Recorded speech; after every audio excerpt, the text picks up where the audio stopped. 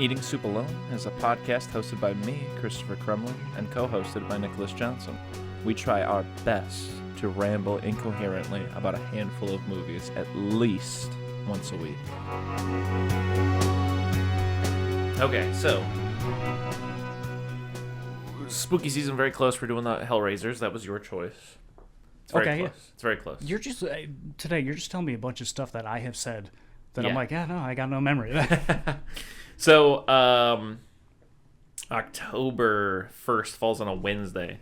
So our first Hellraiser, there's a good chance it could be the 6th, because it looks like there's 4 weeks in October. So, what's that? Typical per month. Yeah.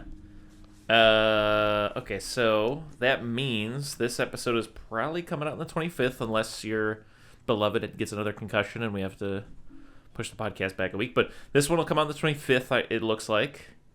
And then on the 8th, we'll have an episode. And the 22nd, we'll have an episode. And then the 6th, I guess, will be the first Hellraiser. So anyways, so we have 2 episodes, basically, before this happens. But spooky season in the air. It's probably going to get hot again, but it's recently cooled off a bit. Oh, yeah. In the evenings, you can feel the chill in the air. And you know what blew in the breeze just today? What's that? The official trailer for the new Gun Halloween game. Gun Halloween game? Gun Halloween game coming next year. Oh, a game about Halloween, the movie? Yes. Oh, I did not know that. Yeah.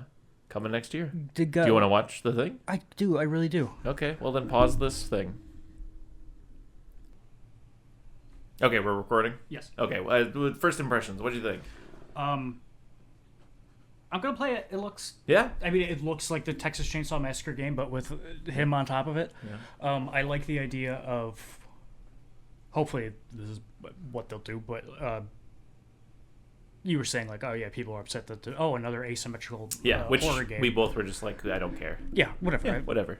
Call of Duty 7. Yeah, Black Ops 7. And guess what? I played the Battlefield 6 beta. Yeah, what'd you think? I would die in war. I went like 1 and 18. Yeah. Awful. I like that it took Battlefield for you to learn that, but yeah. I like the idea of... I hope it's I'm going to put words in your mouth. I'm assuming like a neighborhood. That's exactly what I was going to say, yeah. Because like the camp, it was always way too big in the Friday the 13th. Yeah. And I feel like Texas is way too small. Yeah, the house was, a little strange. Yeah. And like the maze in the basement never made any sense to me because I'm dumb. I'm going to play it. Oh, absolutely. Because, I mean, like the Texas game right now, because it's summer going into autumn, but not quite autumn yet. And also, my fiance has never seen either the Friday the 13th game or the Texas one, so I'm going to definitely show her a game or 2 of Texas. But definitely most excited for Halloween. Let me know. I'll play with you. I'll download it on my. Does it have crossplay? Yes, that's right. We've played it before. What was I going to say? You were going to say that the Loomis impersonator got paid money for that. Yeah, it was just crazy.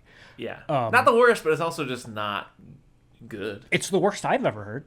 I haven't heard a lot of Loomis impressions, but it's the other one that I've heard is in Halloween Ends. H2O and ends, but in H2O they have Tom Kenny or whatever doing it. SpongeBob? The voice actor, I think. Or that's very. I don't think it's Tom Kenny, but it's one of those voice actors that has a Tom name. Okay. But they have him read. They couldn't isolate the dialogue from Loomis giving he had the blackest eyes, like a dog's eyes, whatever. So they used Tom Arnold,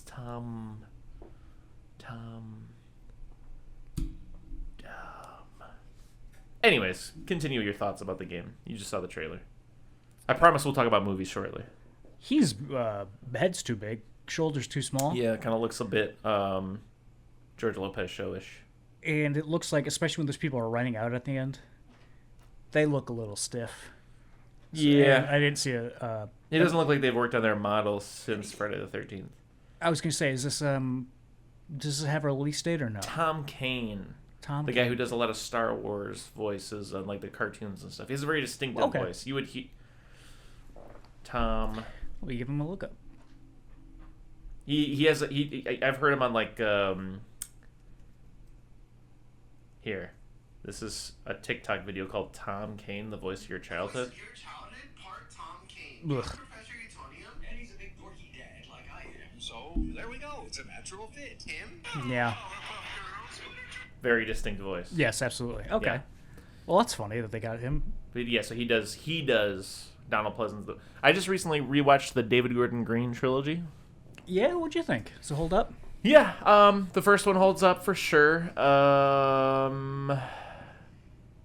Still not the biggest fan of the direction they went in with Jamie Lee Curtis, but also at the same time, I understand why you'd want to do something different.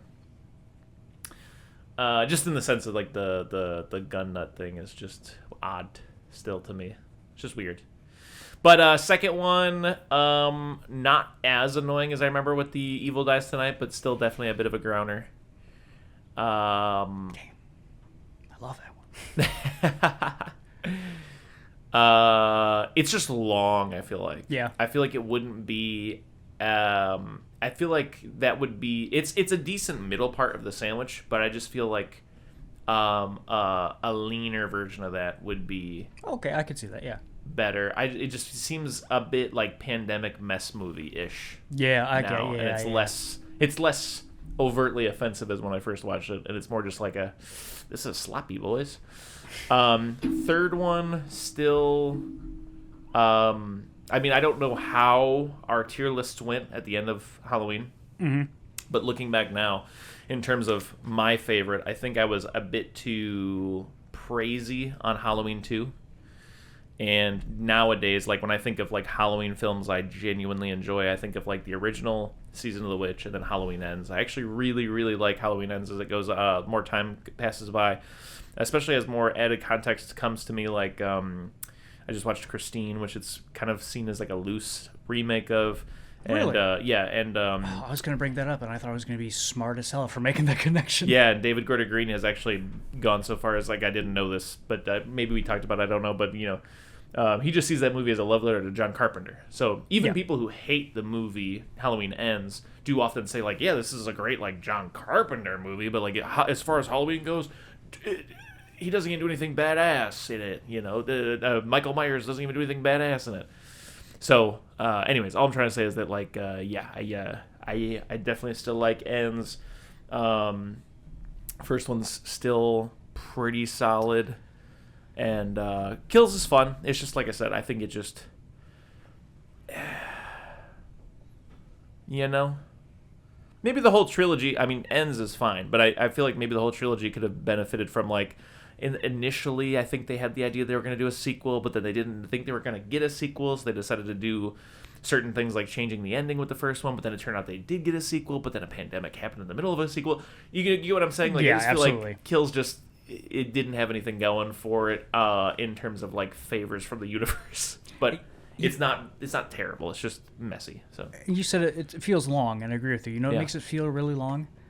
At any point in that movie when you just think, man, the first movie just happened. Yeah. Like, this is odd night. This is they didn't. Too much. Yeah, they should not have done that, in my opinion. Yeah. But I get it, because whatever. So anyways, and another thing, too, is like, and I've heard this, some people say this in some reviews, and I agree, where it's just like, anytime you cut back to Jamie in the hospital, it's just like, boring, get back to Mikey walking around. Yeah. Or, you know, one of the things I like about the first one and Kills is like all of the strongest thing is just Michael walking around on Halloween night. So he's, you know, got a home field advantage in the sense that, like, you're not going to stop a guy in a mask, you know? Yeah. And all just the little vignettes. I think David Gordon Green, better than almost any slasher I've ever seen.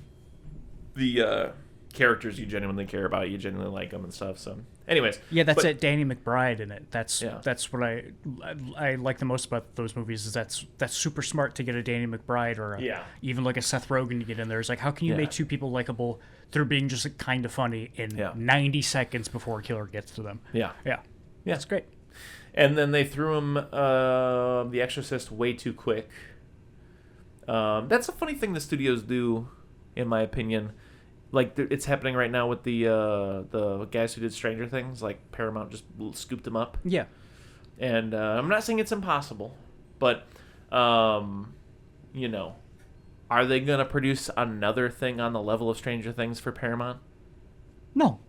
Probably not. No. So, remember, Paramount might have spent a bunch of money on a big fat goose egg. Yeah, remember Avengers Endgame, that movie that made $10 billion, not billion, made all the money, and more than any movie ever. Yeah. What have those guys done? Yeah. They made a bunch of dog shit for Netflix that nobody watched, so that's gonna happen with Paramount. And that's the odd thing is that, like, I know I'm not saying anything new, but it is so strange to see how, like, the producer side of Hollywood thinks that, like, that kind of shit is just replicable. It's like, yeah, just do it again. Yeah. It's like, well, it doesn't just guarantee success because you did it one time. Doesn't mean that 2 times gonna work, 3 times gonna work, 4 times gonna work. When did the first Stranger Things come out? We've talked about this on the podcast. This motherfucker, the first Stranger Things is almost a decade old. Yeah, that's what I was thinking. Crazy. Yeah, because remember I was breaking down the comparison between like 9 years of X-Files to gotcha. 9 years of Stranger Things. I remember now, yes. And Stranger Things has like 30 to 40 episodes in that time frame. And that's being, I think, a bit nice. Yeah. Let me see how many episodes they got. They have 5 seasons for a total of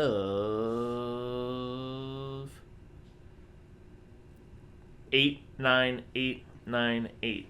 So what is that? 8, 8, 8 is 24 plus 9 and 9. That's 18 plus 24. What is that? 34, 42-ish? Okay. So yeah, anyways. Okay, but movies we watched. We watched Christine. We watched Fantastic Four 2005. Correctamundo. Great. I feel like I was... Oh! I have a proposition for you. Oh, right. I forgot about... Have you heard about Jason Universe? No, I have not. Okay, so Jason Universe is... Now that the Victor Miller, Steve Miner... Not Victor Miller, Steve Miner. Victor Miller and the Sean Cunningham lawsuit shit has been settled, and it's been deemed that the screenwriter of the first movie, Friday the 13th, owns the rights to, like, Friday the 13th, Camp Crystal Lake, the name Jason Voorhees, stuff like that. And then Sean Cunningham and, like, Horror Inc. that owns New Line Cinema, or something like that, own, like, the hockey mask Jason crazy stuff, right? Because that stuff happened in the sequels. Yada, yada, whatever. It's weird and messy. But so Victor Miller and A24 are moving forward with the Linda Cardellini Camp Crystal Lake prequel about Pamela, where Linda Cardellini is playing Pamela.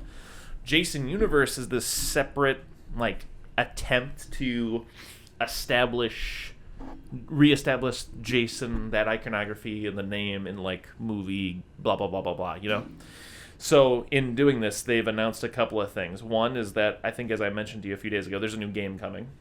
No release date. They released a, like... and I'm going to show this to you, because I don't think you've seen it. A, like, concept art-ish piece that is supposed to be the standardized look for Jason across all media. I think you sent that. Yeah. Oh, yeah, I did. Yeah. It's just bland, and I don't think it's great. It's just also the mask just looks weird. It doesn't look like a real hockey mask that was used. Yeah. Also, don't fucking standardize it. Yes, I agree with you. But the other thing, and this is the proposition, is do you have 18 minutes to watch the short film that they put on YouTube for free that is basically a Jason movie, just to kind of be like, here he is, guys. We're going to come out with a movie eventually, I think. Who made this? Jason Universe, the people that own, like, the rights to Jason, I guess. Yeah, I'll watch it. Okay, we want to pull that up real quick? Yeah, okay, let's do it. Okay. All right, what'd you think of Sweet Revenge? I liked it. Yeah? I didn't hate it. I would say strengths. I think the score, I like it being, like, kind of Manfredini-ish and not necessarily modern. Yeah. I'm kind of tired of modern horror soundtracks, especially. Yeah. I feel like they've all sounded the same, probably since before this, but at least since, like, the Conjuring-ish era. It's just a lot of strings and, like, in a very specific way. Not that this wasn't string heavy. Same thing with, like, trailers. Like, I'm tired of the tung-tung-tung-tung. Tung-tung-tung-tung. Oh, yeah, the scary Hans Zimmer. No, I'm talking about, like, anything. Like, the Superman. Like, chung. It's, like, very, like, tribal. Like, we're going... Yeah. Chung. Chung, chung, chung, chung. You know, like, if Superman, like, blasts the sound barrier and then it gets really quiet for a second. And then... chung chung chung chung, and then it like hits the you know like everything's like it's very Hans Zimmer to me. Yeah. Chung, like slamming, a lot of like slamming, giant. Anyways, so I thought it looked a little cheap, but it for probably sure, was they made did for not have nothing. much money. Definitely looks like Jason we have at home. Goddamn, head too big. Head too big. Head way too big. Yeah, head tiny, shoulders, chest kind of big. Scarier? Oh yeah, if he had a little head, that'd be so scary. I like in the third one. He kind of looks Frankensteinian because he's got like tiny little forearms, tiny little waist. But he's like very big up here, like a hunchback. Right there is why I don't like the here's the standard look for him, how he's gonna look and everything. I like every Jason movie getting to go. I like how he looks in this one. I don't like how he looks in this one. No, not feeling it. But no, it's not the worst thing I've ever seen. Yeah, it's cheap. It's short. It's a short film. There are things that give me hope, like I said, but like it's also just kind of bland and nothing. But what can you do in a short film, So, yeah, exactly. Yeah, so. But yeah, I think my thing with, and it's something I've heard folks say before, but I agree with, is I just feel like it works the best.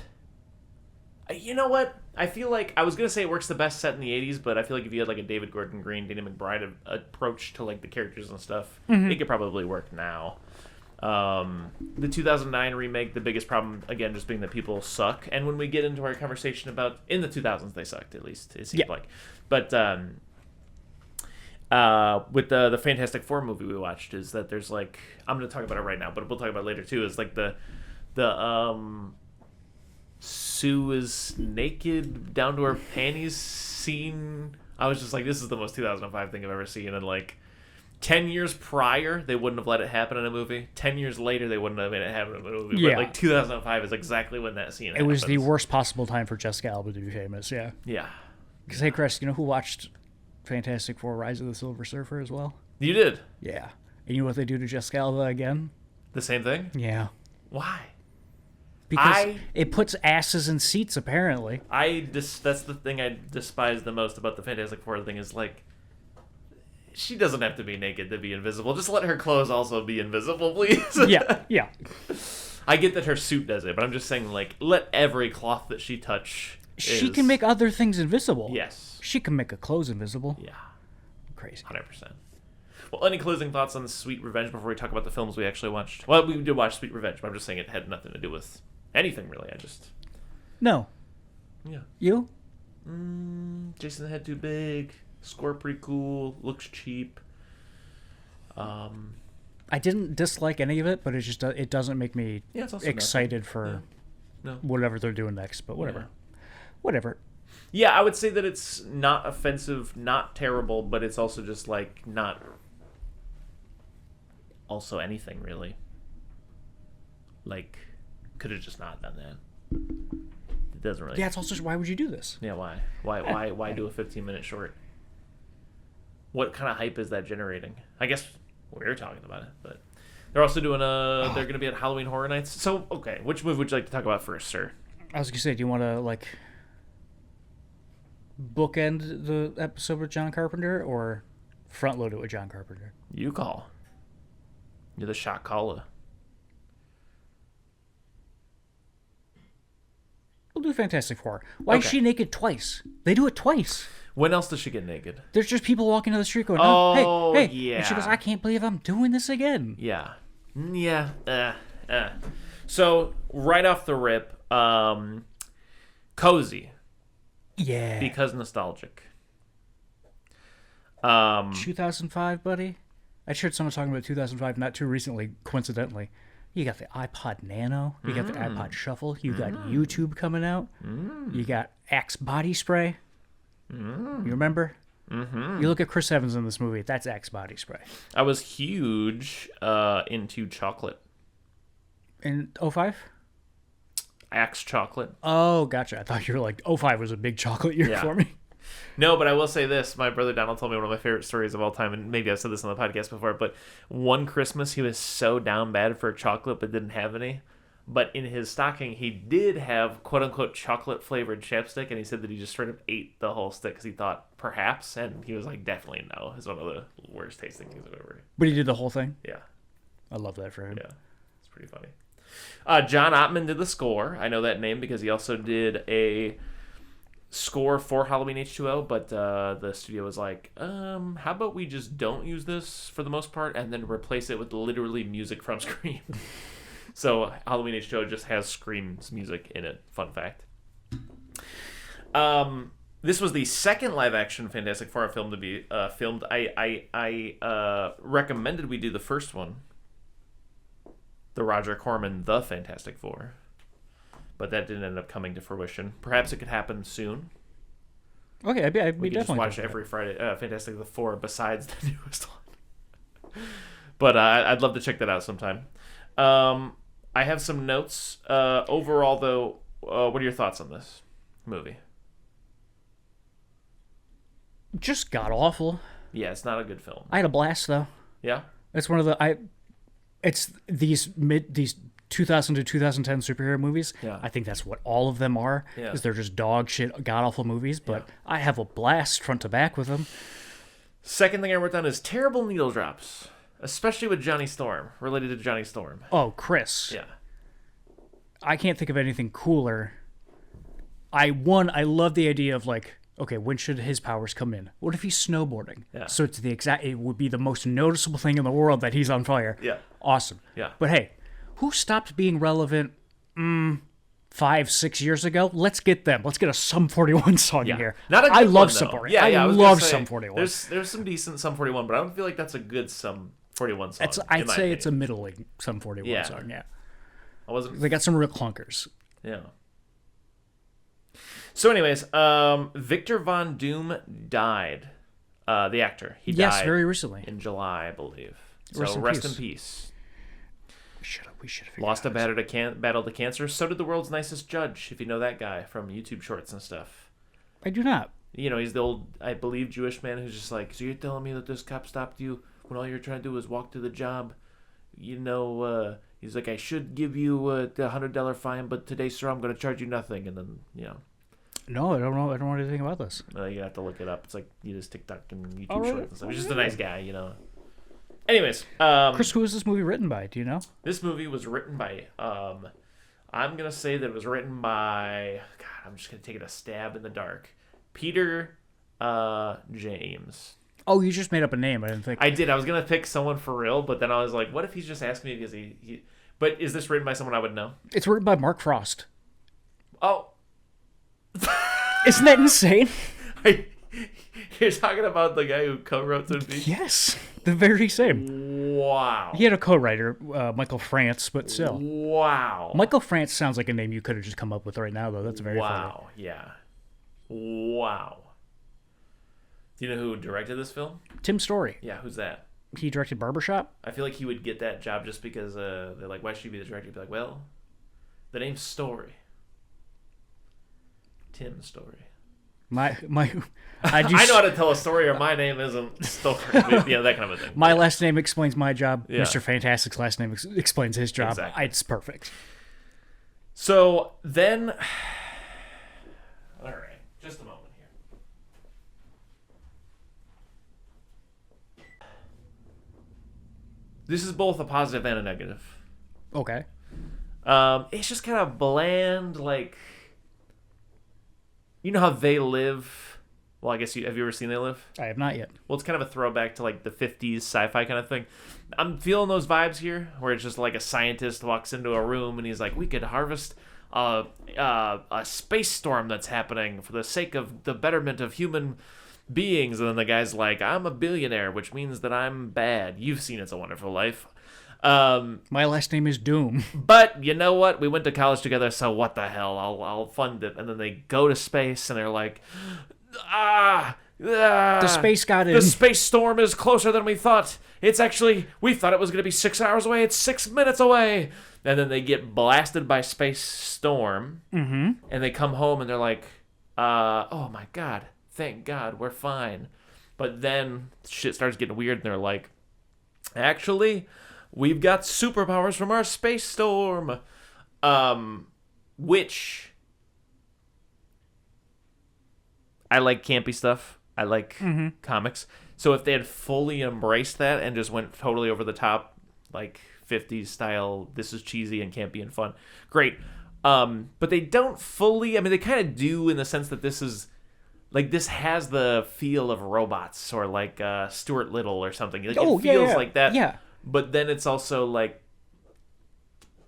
a little bit, in my opinion, like tampered and like 1999 X-Men ish too at the same time. Oh, absolutely. Which caps how much fun that stuff can be sometimes and brings it back to like, it's a weird mishmash of being like fun and imaginative, but then the most generic and not imaginative thing I've ever seen in my life. There's so many things about this where I'm like, especially for a Fantastic Four movie, I love this. And especially a movie made in 2005, I love this. But also, it's a movie made in 2005. So it's like the most generic thing at the same time. I can almost love it. I can only love it so much. Right. Do you think this movie is camp? Because it's like a restrained camp is what I'm trying to say. Isn't it like technically you can't do camp on purpose? Yeah. I feel like this might be 2005 camp. That's fair to say. Yeah. Yeah. I like it. I'm gonna say yes to my own question. Yes, it's camp. Yeah. Yes, definitely the Johnny Storm stuff. Absolutely. Chris, I'm gonna ask you a question. I don't want you to think about it. I just want you to answer first thought, best thought. Okay. Okay. How old is Chris Evans? In this film, he is 28. Did you know that already? No. I meant right now. How old is Chris Evans? In real life, he is 47. He's 45. Okay. Because I was watching this movie and I was like, oh, people say this about actors all the time, but I'm like, I feel like Chris Evans has been the same age the entire time I've seen him on TV and stuff like that. I'm like, oh, this movie's 20 years old and he looks, I don't know, to me, exactly the same. Yeah. But he looks pretty good for his age, I'm not going to lie. And I would say he's maybe my favorite part of this movie. Yeah, I like him. He's very campy. Yeah. But I think Chris Evans is what Ryan Reynolds wants to be. Mic drop, dog. Thank you. Yeah. I think Ryan Reynolds is annoying with his shtick. Yeah. But Chris Evans does the same kind of humor. It's funnier. And charming. Instead of grating. And he can be in normal movies, like well-respected films, and is a notably good actor. Yeah. Doesn't have to have a cell phone company to be relevant still. Yeah. Yeah. And he's just like, there's so many little moments in this, like when he sticks his hand under the door and unlocks it and comes back out and he just goes, that's gross.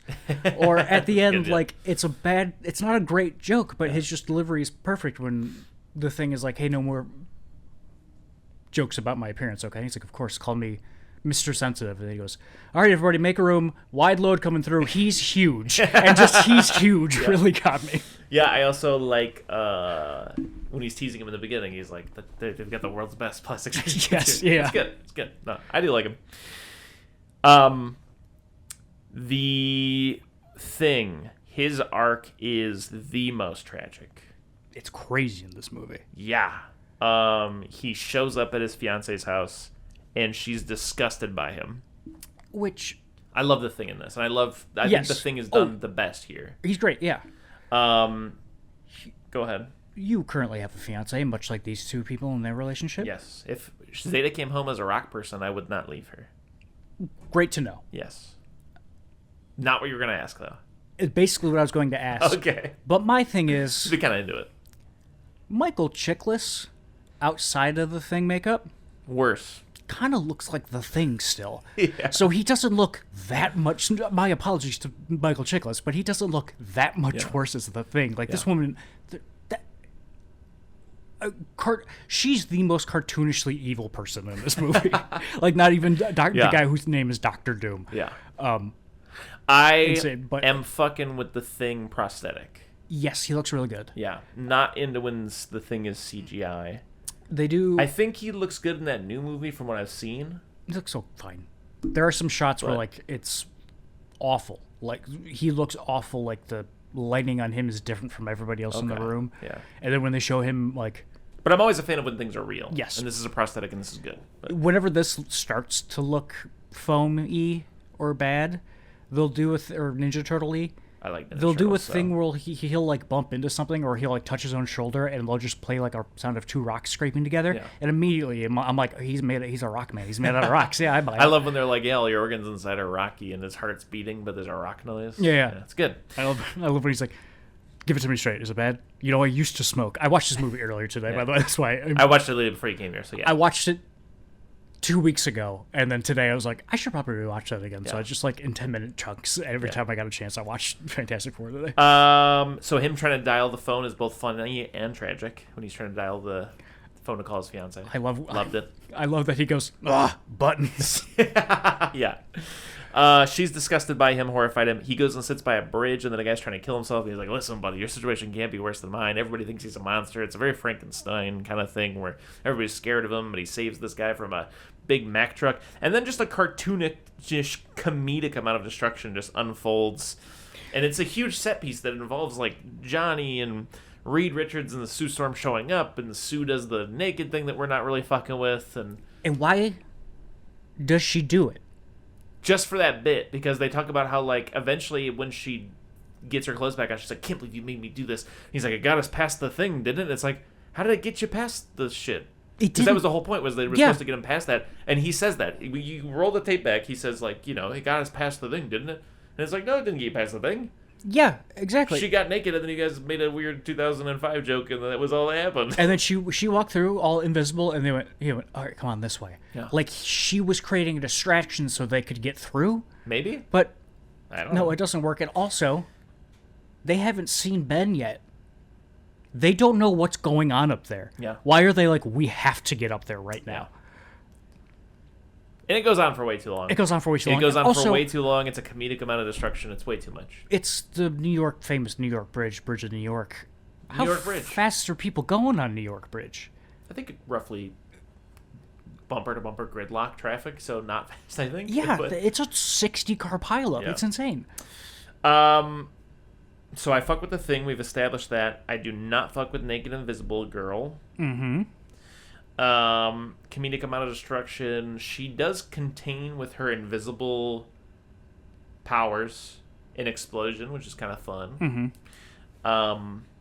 Reed does a stretchy hand and saves a man from falling into water. Now they're celebrities. Everybody loves them, and they can't leave Baxter Tower. Yes. The Baxter Building. I love when they see themselves on the news.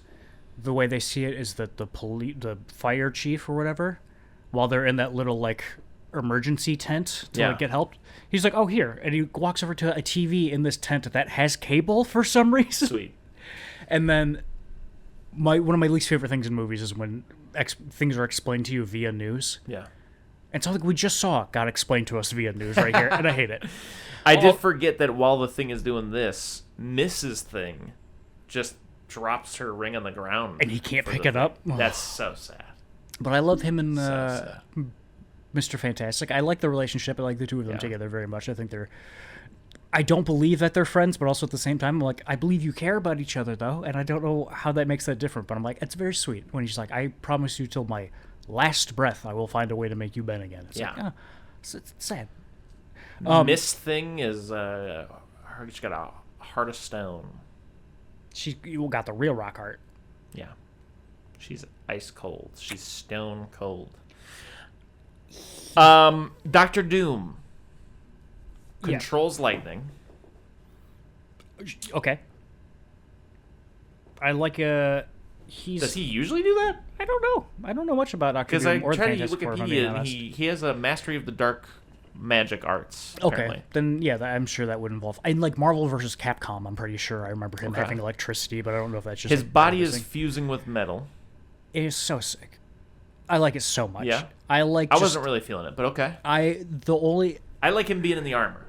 Usually, he looks like Freddy Krueger underneath the armor. No, he's all burnt up. It's either one or the other. It's either he's all fucked up and he wears the mask, or he has like. At the beginning, when they first get back, he just has that scar. Yeah. It's like a he's so vain thing that he's always wearing the mask because he thinks that's bad enough to have to wear the mask. That's cool. I like that a lot more, actually. But I like when he's talking to that doctor and just his arm's kind of metal. I'm like, that looks pretty cool. But when he's just like sitting menacingly, like picking pieces of metal out of his Scar, that's 10 out of 10. There was a point, I don't know why I didn't write this down, but where I was thinking of do you know what happens to a toad when it gets struck by lightning? Line that Storm says? Yes. Yeah. What made me think of that in this? You know what happens to rubber when it's superheated? Yes, you're right. Yes. I don't... Dr. Doom, no, I do not. No, I don't. And he doesn't explain it either. Doesn't. Yeah. Dr. Doom shows up and convinces the Thing to turn on Reed Richards. Reed Richards is trying to cure them all, especially the Thing, because the Thing hates being the Thing. I'm not going to let you skip over the X Games. What happens there? I know he sees it on TV and he is doing popcorn in his hand, which is cool. Mm-hmm. And then he's like, I gotta get out of here. And then he goes to the X Games. Yes, and says, hey, X Games, I know I'm an astronaut, but I'm famous now. Let me get on one of these dirt bikes. And they're like, of course, you're famous. You can do whatever you want. Yeah. Love how the MC is dressed. And I love... Does that happen at the X Games? That there's just a dude walking around on the dirt being like, hey, that shit's awesome. Yeah. Anytime I hear the word MC, it makes me think of an Andy Kindler bit where he talks about like how the tradition of being an MC goes all the way back to ancient Greek times. Mm-hmm. And he's like, so after a Greek tragedy, they'd have an MC come out and do a couple of minutes or something like that. And he's like, that whole bit is just because like he's like, I thought it'd be funny to say the phrase after a Greek tragedy, they'd have someone come out and do a couple of minutes or whatever. It's great. It's pretty good. But anyways, yeah. I like the middle part of this movie a lot. It's probably my favorite part of the movie. What do you describe as the middle part? Them just fucking around. Yeah. Because they have to stay inside. I like that the plot of this movie, for almost the entire thing, is them going, fuck, we do not want to be the Fantastic Four. We have to figure out how to not be the Fantastic Four anymore. Yeah. But, like you said, it's just 2005 superhero movie that only goes so far. Yeah. And it's just kind of generic, and it just becomes... That's my thing, is that, like, it's 2005. This is the first Fantastic Four movie. I don't want to watch them try not to be the Fantastic Four. Why in the 2000s were they obsessed with that idea of, like, what if we made a Spider-Man movie where he's either A, not Spider-Man all the way, yet B, loses the ability to be a Spider-Man and by the end has to, like, get to be Superman again, or, like, C wants to spend the whole movie trying to get rid of being Spider-Man. You know what I'm saying? It's like, just let him be Spider-Man. But here's the thing I like about this one. Yeah. Is because you've seen Stretchy Man. Yeah. You see how he looks. Yeah. You see those special effects. Yeah. They're not great. Yeah. You see that thing. Yeah. He can't move a lot in that. Yeah. And you want to see the Fantastic Four being the Fantastic Four? Yeah. The way you're going to do it is by having these little vignettes of them figuring out how their powers work so they can get rid of their powers. Yeah, and but can I say this to you? Yeah. RoboCop. He's RoboCop the whole time? Yeah, I guess. Yeah. But RoboCop isn't a Rockman and stretchy. He can't move that much, though. And he's not stretchy. And you know how I know that? It's because he showed up on WCW Nitro one night and he had to free Sting from a cage. And all his compartments were just fucking opening and shit as That's so funny. That's so funny. Like his pants are falling down. Yeah, exactly. Basically, yeah. But you get the montage of them testing out their powers, so there's fun things in there, and then immediately they go, we're bored of being here. So it's like, all right, here's another montage of them just having fun with the powers. This is after The Incredibles. Maybe. I think so, because The Incredibles is 2003, 2004? I buy that. Somewhere around there. 2002 I'll look it up. even? No, not 2002. I'm going to say, if anything, 2006. I'm going to say 2004 or 3. 2004? So, does that mean that Mark Frost saw that film and was like, I like the costumes adapting to the power thing. We're going to do that with the Fantastic Four suits. It could be. Or the guy who co-wrote it. It could be. Or they got it from... Because The Incredibles is based off of the Fantastic Four. So maybe that's the Fantastic Four comic thing. They don't say it in this, I don't think. But I was assuming, basically, that what happened was, like, they make a point... It seemed like they got their powers sort of like the Fly, where their DNA was almost merged with, like... Yeah. Shit. Yeah, space shit instead of fly shit. Yeah. Yeah. Like rock or fire or invisible or elasticity, pliability.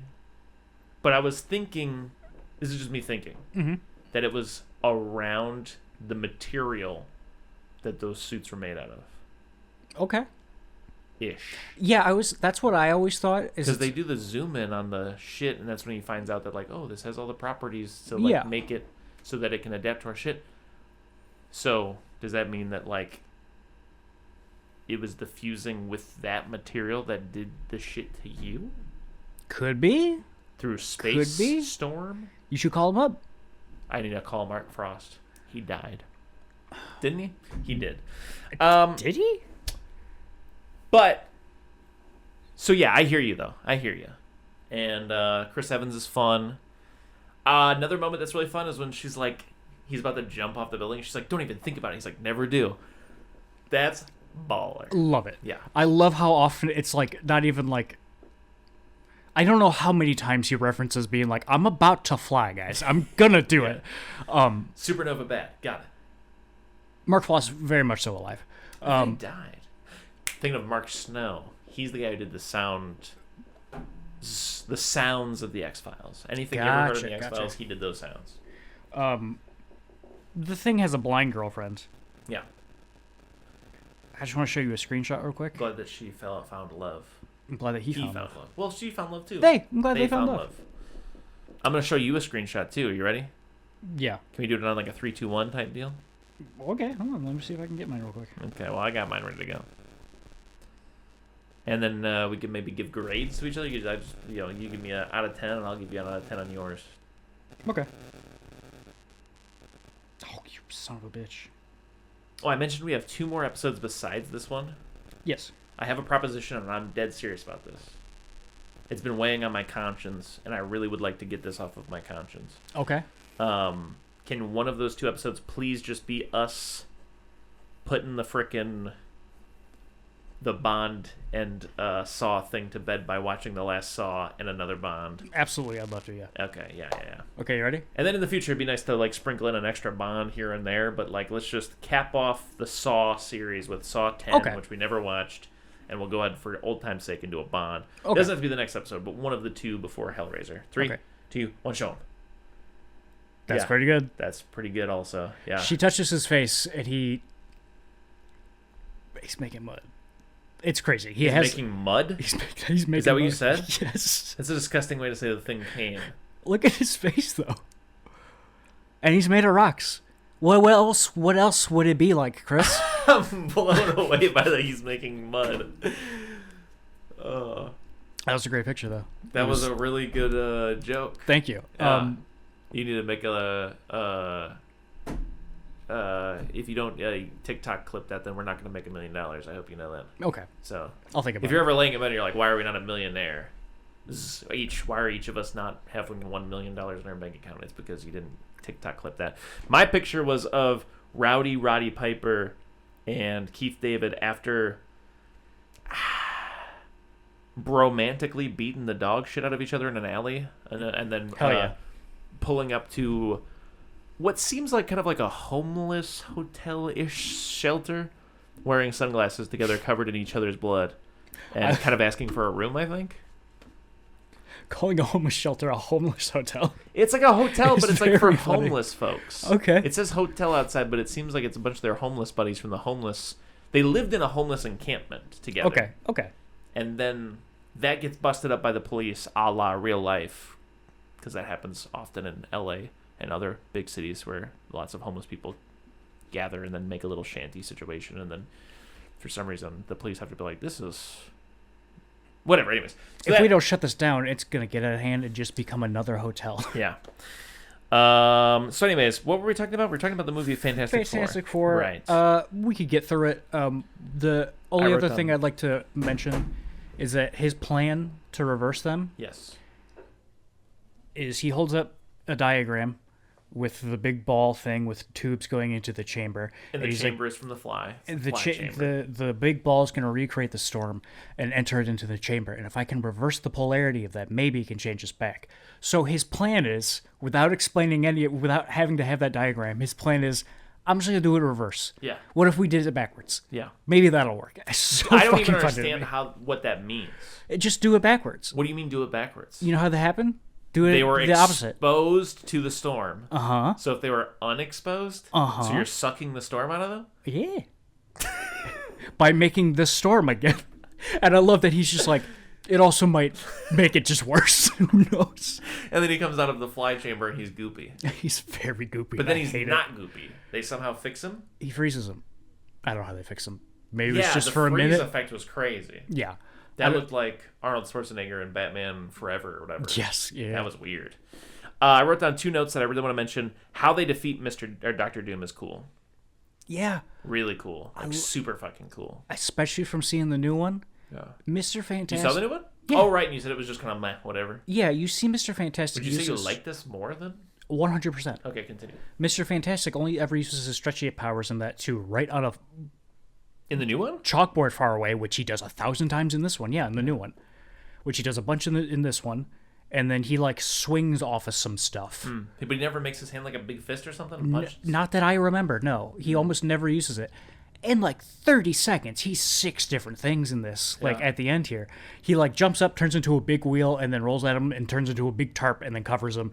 And then the thing kicks the... They had a game of this movie. Oh, I played the shit out of it, yeah.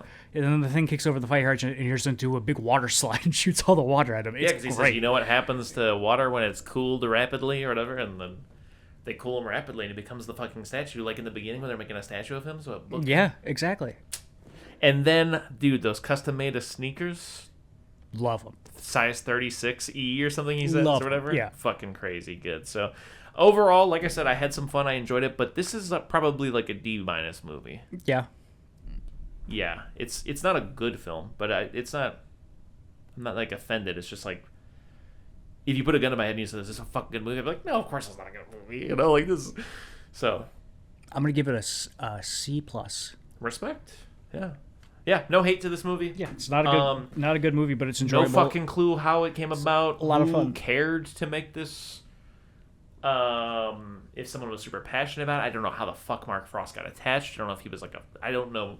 This is a... And you know what? I don't want to know. Enigma to me. Yeah, I would like that to be part of the confusion of this movie. I don't want to know how Mark Frost is involved. I can say the same thing about the Blade film. The only difference is that I think Blade turned out good. Yeah, Blade kicks so much ass. But yeah, this is not like offensively bad. It's just... I'm kind of confused. Oh, yeah. It's over. Yeah. Like, if I was an adult who paid money to watch this in 2005, again, I wouldn't be mad. I would just leave and be like, what the fuck? It's just like if this was the movie that came out this year that you paid to watch with money, honestly, you'd probably leave the theater and be like happy. You'd probably be like, wow. Yeah. Like compared to what 2025 has to offer, I'm not saying this is good, but this would at least be like a kind of fun that is so unique that I feel like it would go over well. Yeah. You get what I'm saying? Yeah. Like it's such a unique offering compared to everything else that like people are probably like, it's not good, but goddamn if it isn't fun. But at the same time, I remember when I was watching this today, I was thinking a lot like, wow, this looks like X-Men. Or wow, this music sounds like Spider-Man. Yeah, I was thinking about X-Men. I was thinking about Spider-Man a lot. Yeah, very clearly of its time. Yeah. So but yes. Especially like a lot of what they do with Dr. Doom, I was like, they're really trying to go for that Green Goblin, Willem Dafoe thing a bit. I feel like. Oh yeah, the boar taking away his company. That's straight out of Spider-Man 1. And also, I started this company. Do you know how much I sacrificed? And his partner goes, "Oh, it'll be done in 2 weeks." He goes, 2 weeks. In 2 weeks, we'll have lost the contract. And this, he zaps him right in the fucking heart. His partners say you have 1 week, so the stakes are higher. But also, I don't understand. I'm sorry, I'll stop talking about this movie in a minute. But they're like, your stocks. We can't give your stocks away. Nobody wants anything to do with this company. Yeah. Why? They made the Fantastic Four. Everybody loves them. What are you talking about? I actually seriously don't understand why his stock is in the shitter all of a sudden. Because there was a big accident up there that everybody survived. Yeah, I don't get it. And gave people superpowers. They love it. Also, when they're at the X Games and the thing punches him and he hits the Burger King sign and the Whopper ad says flame broiled to perfection. I got nothing to say about it. I just wanted to bring it up. I was thinking the same thing when he hit the Burger King thing. I was like, huh, perfect. I don't hate it. I don't love it, but I've noticed it. Yeah. So, Christine, 1983. Yes. This is a John Carpenter joint. You picked it. Have you ever seen Christine before? I had not seen Christine previous. Me neither. Yeah. But I would say I would put John Carpenter in my like probably top 5 as a director. Yeah. After seeing this, I haven't seen most of his movies, I think, at this point, but I've seen a lot of them. Yeah. And I want to, like, sit down and watch all of them, but I also like just the drip feed I'm giving myself. Yeah. Because Chris, I don't think he misses. Yeah. I think at this point, pound for pound, from every movie I've ever seen, John Carpenter might be my favorite director. I was thinking the same thing while I watched it. So Halloween classic, that's obviously going the S tier. Halloween 2, he didn't direct it. Rick Rosenthal or whatever did, or some other guy or whatever, but whatever. And then he made The Fog between those two. The Fog is a personal favorite of mine. Yeah, it's great. I would put that kind of an A, if not S. Like, I think I like it. It's perfect and may even be my, like, personal favorite. But whatever. So that's great. And then, yeah, I've seen, like, Big Trouble in Little China. I grew up on that. It's been a while since I've seen it. I also like Escape from New York. I'd probably put that in, like, I'd probably put both of those in, like, the B or A column-ish. Mm-hmm. And then what else have I seen of this guy's? Christine. I'd probably put Christine right in the B-A range as well, with, like, again, Fog just being the clear, winner of that group for me. Do you have a list of his other films pulled up right now? Yeah. It goes... The Thing? Yes, The Thing. I'm looking at this here. It goes... Goddamn, in 1980, 1981, 82, 83, all in a row, The Fog, Escape from New York, The Thing, and Christine. Insane. It's a great run. Just wicked. But, I haven't seen Assault on Precinct 13. I also haven't seen Starman. I don't know what the hell Starman is. I have not seen Prince of Darkness. And then kind of everything after They Live. I think his whole 90s run, people aren't the biggest fan of. Memoirs of an Invisible Man is the one where Chevy Chase is an invisible man. Yeah, In the Mouth of Madness, Village of the Damned, Escape from L.A., Vampires. I'd really like to see In the Mouth of Madness because it's Alan Wake, and I like Alan Wake a lot. I'd also like to see Prince of Darkness, but at least until that run of They Live, I feel like I've seen most of the big ones besides, like, like I mentioned, Precinct 13, Prince of Darkness. But anyways, so... yeah, whatever. To Christine. Christine is something I said about The Fog, and you agreed as well, is that, like, The Fog has a bit of, like, that, like, the small town, coastal town, like, it almost has, like, a Stephen King kind of vibe. Mm-hmm. Well, this is literally John Carpenter does Stephen King. Yeah. And it's funny the ways that the Stephen King portion, like, seeps in. Like, I just feel like old man and, like, a... like broken down decrepit house that has an old car, just being like, no shitter ever got between my brother and this car, is like so like Stephen King. Like, calling people shitters is just something that I feel like would happen in a Stephen King novel for sure. I love it because it's like, what's something insane that nobody would ever say that he can start saying by the end of the movie to show you that the car's getting to him. So I guess in the book it's something that the movie like presupposes or supposes or whatever, that the Christine was born bad. But in the book, apparently, the differentiation is that it's his brother's spirit that is in the car, driving the car, and is also kind of possessing Arnie Cunningham. Okay. So that's why, like, by the end, he starts saying shitters, is because he's possessed by... But again, the movie's not supposing that, but I do like that as an indicator of, like, you hear the old man say, like, no shitter ever got between, my brother and his car, and then by the end, like, Arnie's like, the whole world's full of shitters, whatever. But, yeah, continue. It's... maybe my favorite thing about the movie is car just evil. Yeah. Car evil. Yeah. And, like, I by the end of the movie, best friend and girlfriend get together and go, hey, I think car evil. And she goes, yeah, I think car evil. We got to break up evil car. Yeah. And I just love it. This movie was a blast. Arnie Cunningham, Corey Cunningham. Oh, I didn't even put together the last name. That's so good. I just saw him when he was, like, at the garage working. The guy's like, you could work here and I'll give you the parts for free. I'm like, I was like, hey, where's the thing? He gets paid for the yeah. But we start out and Bad to the Bone is playing, which that damn fish ruined that song. I wrote down, when did Bad to the Bone become a joke? It's that damn fish. It's that damn fish. But this is Detroit. They're making the cars. And all these cars are so bland. Yeah, and except they're just, Christine. And then she comes down and... Fun fact, Christine was not offered in this color, actually. Oh, fun. Was only offered in that, like, white color that you see. Yeah. Yeah, when it was officially a car. You see them all coming down the line, and the camera kind of stops a minute and just shows you every inch of Christine, and it's just like, hey, you want to fuck this car? And by the time it was over, I'm like, I you guys got me. I want to fuck this car. Called TLC because I have a strange addiction. I can't stop fucking this car.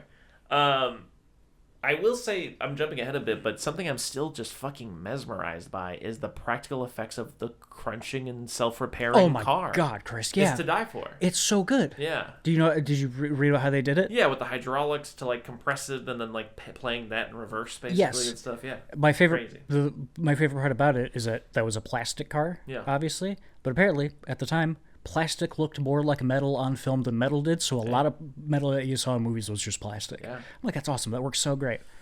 But yeah, I like, to talk a bit about the comparison to Halloween Ends, he gets Christine in a state of disrepair, and through like a combination of love / like killing, it gets stronger the same way that Michael Myers gets stronger with the combination of Corey's. It's got a mean mom. Being a little...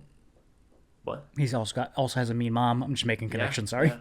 Also, the scene where he's like, "Okay, show me." There's a lot like how Corey Cunningham shows up in the church. He's like, "Show me how you do it." Yeah.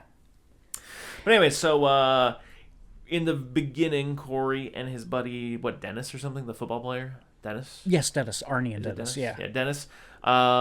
Little sexist. Starts out with like slut, sperm bank, don't know where she's been, don't put your mouth on her, a lot of stuff like that. For like 10 minutes, there's just this chunk where it's like really... Where they're in the car together, yes. Yeah, but and then when they get to high school too, like their other buddies like, don't put your mouth on her, you don't know where she's been, and stuff like that. It's like, yes, all these here. Men with receding hairlines who are in high school are so horny. Yeah. But Dennis and Arnie, especially when they're talking in this car, and then just as the movie goes on, I relate, their relationship is akin to Doc and Marty to me. Yeah. As in, why are they hanging out? How did this come to be? Because he's just like doesn't seem like the coolest guy in school, but he's a pretty cool guy in school. People know him, girls like him, stuff like that. But at the same time, he's hanging out with Arnie, and he's like, hey, buddy, you know what I think might be a good idea for us to get for you as a senior in high school? We should get you laid, man. Yeah. Like, that's my job as your friend, is I'm worried about you, Arnie. I got to get you laid. And it's like, okay. And Arnie, I wrote it down. It's probably my favorite quote in this movie. They have that big talk about it. He's like, you got it, man. Don't worry about it. Arnie goes, I think maybe I'll just beat off. And then the scene ends. There's also the scene in the shop class where that asshole, who's in great shape, with sideburns. Yes. Like pulls a knife and stuff, and then the teacher shows up, and he's like, so you know how meticulous it is and how long it takes to get yourself sideburns? Like that? Especially like that. I mean, to maintain those. You can't be a tough guy and have those perfectly manicured sideburns, but he looks so cool. Yeah. But, I like that, I like the old guy who sells Christine. Great.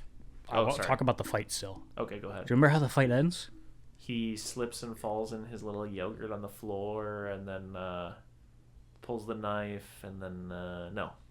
Well, one, he pulls the knife and cuts his lunch open. Yeah. I think his mom packed him a bag of she specifically says, like I said, you eat at the school with yogurt. Of loose yogurt in a paper bag, I think, with a banana in it. I think that's just what she sent him with, by the way it fell. At school. One of the bullies... Oh, I wrote it down. One of the bullies is Stu Charno, last seen eating soup alone in Friday the 13th Part 2, and also seen by me in the X-Files, Clyde Bruckman's Final Repose. Oh, is he the guy that gets cut in half by the car? Because that's what I'm talking about. No, he's the tall, ginger, skinny kid. Gotcha. Well, this guy, I wrote it down. His name is Moochie. Moochie. And then their friend who they were at the locker with, who was just like, oh, she's got the mind of a genius with the body of a slut. That guy? His name is Bemis. Anyway, Moochie comes up behind Dennis and gives him the old dick twist. Yeah? The old dick. Oh, yeah, he exactly. does. He grabs him by the dick. He crunches it and then twists it. And the dick. Yeah. Right? He gives him the old dick twist. He does. It's crazy. Yeah, I didn't know that was a. I didn't know that was a play. You know what I'm saying? Like in terms of like the fight rundown, like. It's not. That wasn't on my list of like, oh, I could do that. I could grab the dick and. I think that's why it ended. Yeah. It's because everyone went, "What, Moochie, dude? What are you doing?" Yeah.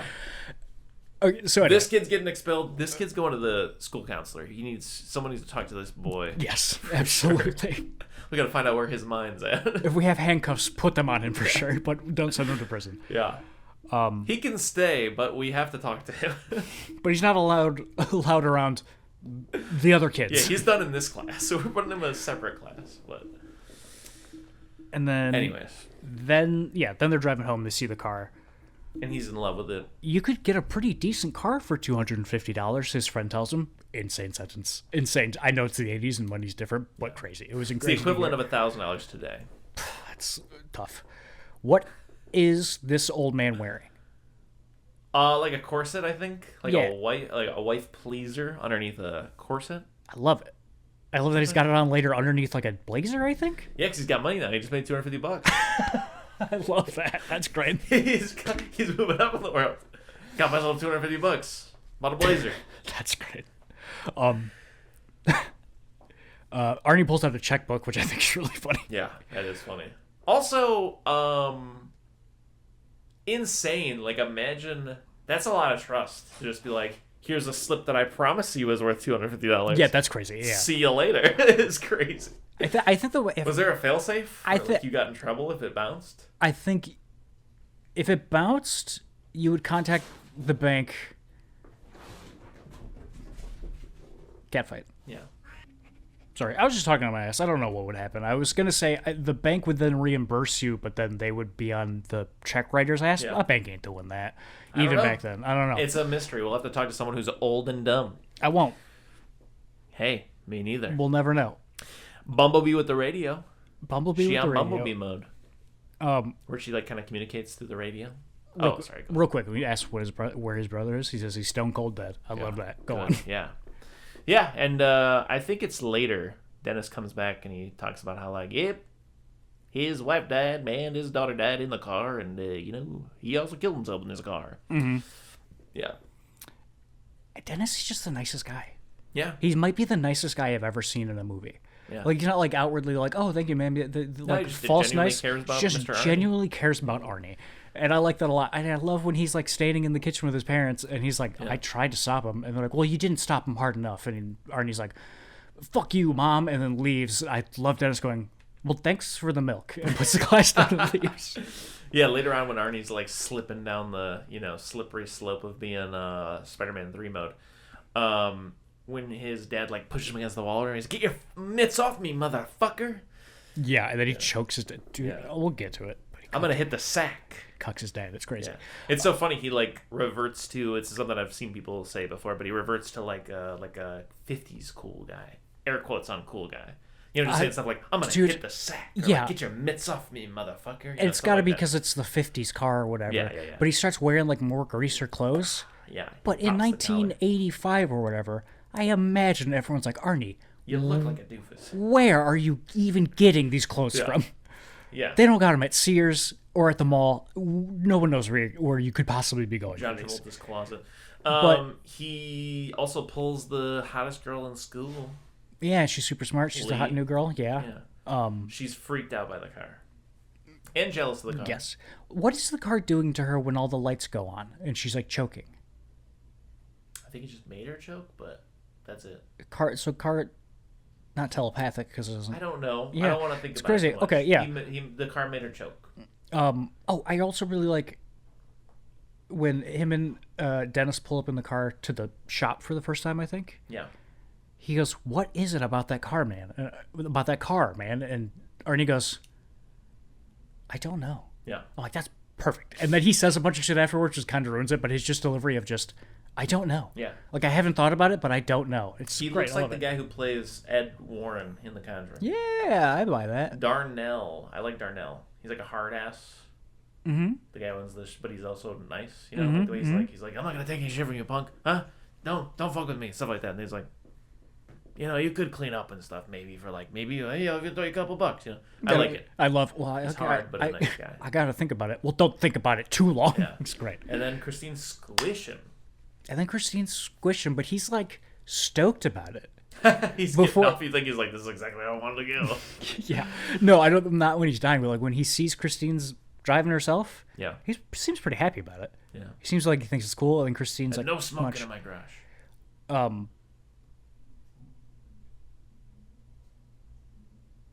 There is... Fuck, when is it? I have it written down. I don't know when it happens. But, it's when Dennis breaks into the garage to try and do something with the car. Yeah. And Christine turns the radio on really loud, so he leaves. And then it cuts to a shot of the radio turning off. Oh, because he's trying again, and she's like, you keep on knocking, but you can't get Yes, me. it's great. And then it cuts to the radio turning off, and then it just cuts to a shot of the front of the car and the headlights, and it just hangs on that for a few seconds, and then cuts away. I'm like, I love that. Because, like, it cut to the car like it's a person. I love it. It's so cool. Good soundtrack here, obviously. Love the soundtrack. Oh, yeah. Still, I think my personal favorite is John Carpenter's work for The Fog, but this is really good. Mm-hmm.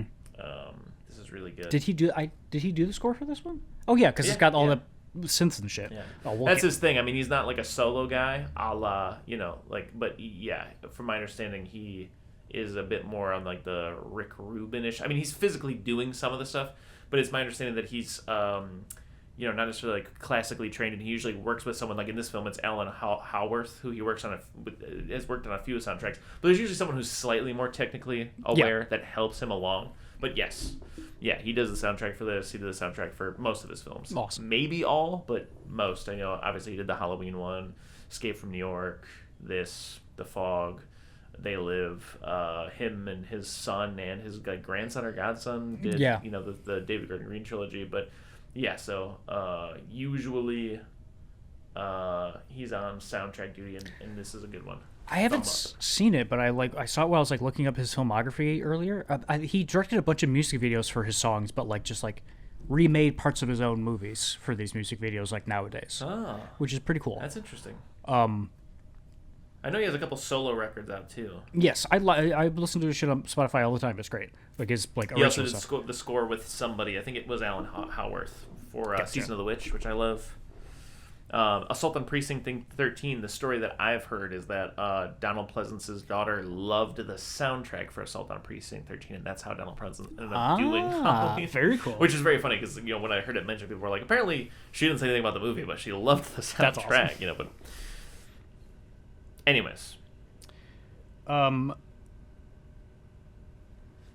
at the beginning, during the opening credits, I perked up and went, "Hey!" when I saw Harry Dean Stanton. And luckily, I forgot about that because he comes in right at the end of this movie. Does a great job too. When he shows up, I went, "Oh!" Yeah. I was really excited about it. And he plays a Harry Dean Stanton I've never seen before. He's just not slick, but just a very sharp buttoned up detective. Yeah, and he's great. Scout's honor. I'm not a fucking scout. Also, the Scout's this. Yeah. Anyway, I just love him. He's great. I gotta watch Paris, Texas still one of these days because I've never gotten around to it, but I just love that man so much. He's so good in everything he does. Yeah, you can see over here where the paint doesn't match. Huh?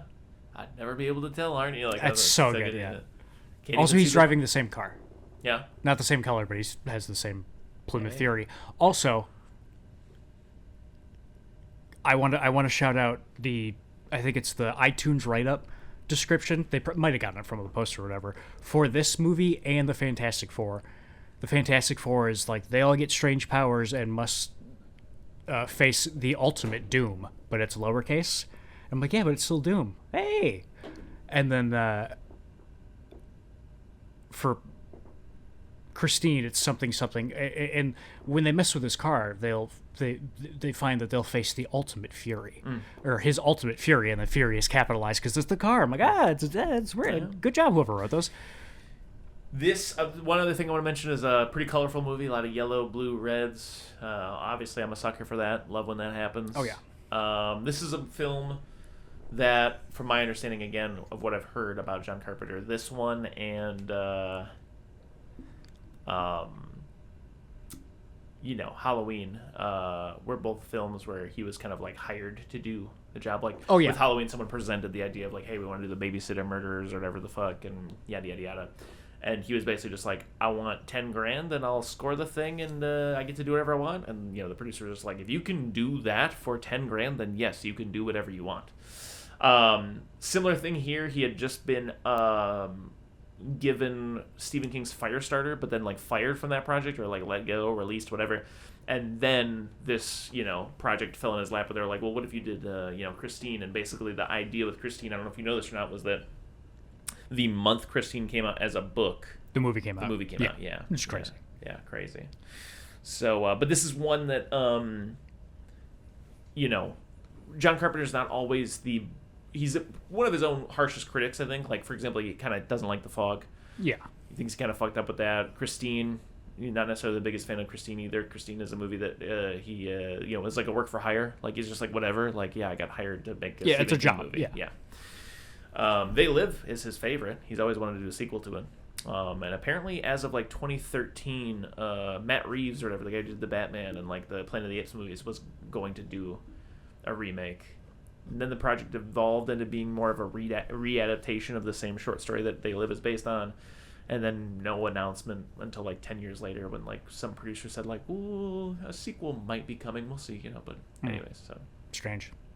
So yeah, anything else about Christina, I suppose, though? Or I was thinking about Regular Show the whole time. Hello, governor. When Car goes after the Sideburns guy. Yeah. In that gas station. Fire. And it's on fire. When it's driving around that gas station on fire at first, it looks so cool. Yeah. But then when it cuts to him running and what he sees, and that car on fire with those headlights, with the flare from the anamorphic lens that John Carpenter loves to use, are you fucking kidding me, Chris? You just made mud. I made mud. I teared up a little. Like my eyes got, what's the word? I got tearful. Yeah. That's a word I learned from my girlfriend, who learned it from her therapist. Is I got tearful. Like my eyes just kind of welled up for a second. I was like, "That's the coolest thing I've ever seen," and that's the cool thing about John Carpenter is like his movies have those moments. Yeah, where you're just like, "Oh wow, this isn't even a lot." Yeah, it's just like he does a lot with little. Exactly, like the shot I was talking about where it just shows the front of the car for a couple seconds. It's just like, "Ooh, that was really effective." Yeah. He's a very restrained. Yeah. Guy while also somehow being over the top at the same time. Yeah. Also, I read on IMDb at night scenes when Christine was driving around to being scary, they replaced the headlights with lights from that airplanes land on. So they're crazy bright, so an airplane can see it when it's coming down. Oh, so like they're runway? Like runway lights. So okay. They're just insanely bright. Yeah. Yeah. I love that. It's cool. Yeah, it's good. Yeah, I like Christine smushing the one guy that she cuts in half by like edging into that. Yeah, because he's like, I got you now, and she's like, I don't care, I can blow back up. It's awesome. Yeah. And then I laughed very hard at the end where they get the bulldozer to kill Christine, and then Christine's there hiding, like she just had a bunch of shit on top of it. Yeah, I love that. Yeah, I do love that. Arnie dies much like Corey. Yeah, he does. Yeah. Like right before, like the whole like fight with the actual monster. Like instead of it being Michael Myers, it's Christine this time. I really like the shot. Like they're doing that stuff, like fighting him and Christine, yada yada, and then it cuts to a shot of him in the car. The entire time you're thinking like, oh, it's just the car by itself again because he hasn't been in any of these murders. But then he's just there for it. It's like, oh yeah, awesome. Super unsettling the final time that Dennis is in the car with Arnie and he's like trying to get him to drink and drive and stuff, and he's like, look, it drives itself, and he's like, the whole world's full of shitters and stuff. He's just like fully off the deep end. Let's toast to the scumbags and their deaths. And Dennis is such a nice guy. He goes, I can't toast to that, man. Yeah, also Dennis gets fucking almost paralyzed at one point. Oh yeah, that's right. I forgot about the football. He's distracted by Arnie kissing the hottest girl in school. Yeah. Very 50s or 80s thing to happen. Yeah. Yes. Yeah.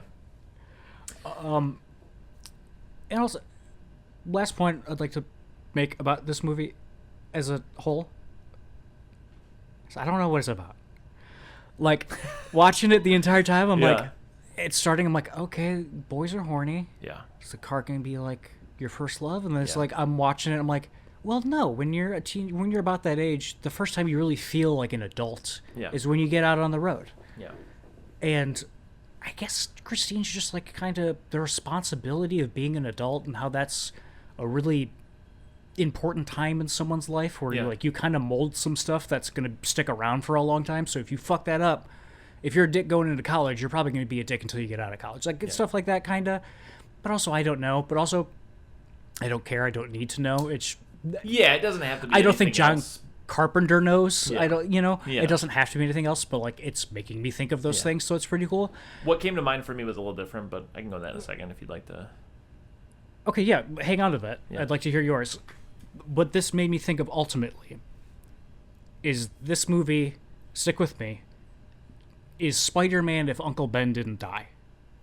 But instead of a cool monster car, it's spider powers. Especially the first Spider-Man Sam Raimi one. Because one, the high school looks looks like the same high school. So I'm like, this is the Sam Raimi school. And a lot of this just reminded me of that first Sam Raimi Spider-Man for some reason. So what you're saying is if Uncle Ben didn't die, he wouldn't have learned the lesson. And he would have just continued to be selfish and probably be a bad guy. Yeah, probably. Right. And so just be a dick like Arnie is in this movie, yeah. Because especially in that Tobey Maguire one, he's like a dick when he first gets his powers and he's finally a tough guy. Right. And when Arnie becomes a tough guy in this, he's just like mean to everybody. I mean, he is being possessed by an evil car. Spider-Man's not being possessed by an evil person. But like, I feel like it's the same kind of... Spider-Man becoming Spider-Man is that same kind of like, oh, you're becoming a man, and you're becoming an adult in the adult world, and how you decide to carry yourself is really important, and yada, yada. Yeah. And we should all carry ourselves more like Dennis. Yes. We shall be Dennis's. To bring it back not to the Menace the Superman one, but this guy. Conversation we had. Yeah. Dennis is the punk rocker in this film. Yeah. Yeah. We should all be a little bit like Dennis. So what was yours? What was your take from it? I was thinking a bit about Stephen King and who he was, and his struggles with like cocaine addiction and alcoholism and stuff. And I was thinking about films like The Shining, which kind of touch on that and kind of touch on like how, I think unintentionally for Stephen, but it portrays drinking and having hit his kid when he was drinking, and like I was seeing Arnie's arc as being almost an allegory for like alcohol and like girlfriends and friends and family around you being like, geez, if you continue to do this, like you're gonna lose all your friends, or like it seems like you care about this more than you care about us. Like it just replace Christine with the word drinking, right? And like it's just, to me, it seems a bit like, but you could make it anything. I mean, an unhealthy relationship or an obsession with anything. Absolutely, yeah. But outside of your control, drugs or alcohol is an easy transplant in a way. So, and yeah, you have someone like Dennis the whole time just being like, dude, I'm worried about you. But like when you're in it, which I've never really been fully in it besides with cigarettes. But I've been around it enough to like know that like when you're in it, like it's not even really on your radar as being a problem until you get close to rock bottom and stuff. So yeah, like to him it's like, I fucking love Christine, I don't give a fuck, but everybody else can see it, right? When you're in it, you can't see it. So absolutely. Overall A- though. I give it a solid A. I was thinking A. I'll give it an A. Also, I don't get his parents. Real quick. Hey, Arnie, that fucking pristine 1950s car that you have, you can't park it outside, buddy. That car that we for sure grew up seeing on the road all day long, that we have a lot of nostalgia for, probably. I know we have both of our cars in the garage. Nick saw it earlier when it was open in the movie. We fit both of our cars in the garage, and we have a huge driveway covered by trees. Beautiful so nobody could see it. You can't park it there. Yeah, it'll look too cluttered. God, crazy, just crazy. And I will say this. I don't understand how everybody... This is one thing, but I get it. It's not the movie you're making. Everybody's jaw should be dragging along the fucking floor at what Arnie was able to do to that car. Yeah, I don't know how people aren't just fucking making mud in their pants every time they see that car. Yeah, it's Arnie crazy. did an amazing thing. So... Do you think he did it, or do you think Christine did a lot of it? I would like to think that he did it. Okay. And then once she was restored, she could do it. She was able to bring it back to that place. Okay. Yeah. What if he was doing it and like so he wouldn't notice? She would just like a little bit at a time. Yeah. Pump. Yeah. Maybe. Well, that's that, but it's not that. That is not all, folks. Next week, would you like to do They Live? Yes, and absolutely. The Hulk 2003? Yes, I think these are a great quadruple feature. Yeah, and then we can do the next Bond and Saw, which is what Bond film? Oh, I don't know. So let's try to figure it out. Let's try to suss it out. Do you want to watch like the next one chronologically, or just watch one? Nope. Sorry, because eventually I'd like to slowly get through all of them. We just don't have to be on the strict schedule where we're doing them all back to back. You get what I'm saying? Yeah. I would like to finish and have seen all of the Bond films. So I think the last thing we saw was For Your Eyes Only. So we have to watch Octopussy. I thought we'd be done with and Saw X. Oh my god, we got 2 more Roger. This one's called Octopussy, Nick. It's 8 pussies. I'm gonna cut that out. Pussies. All right, so that is that, Mattress Man? Yeah, absolutely. Okay.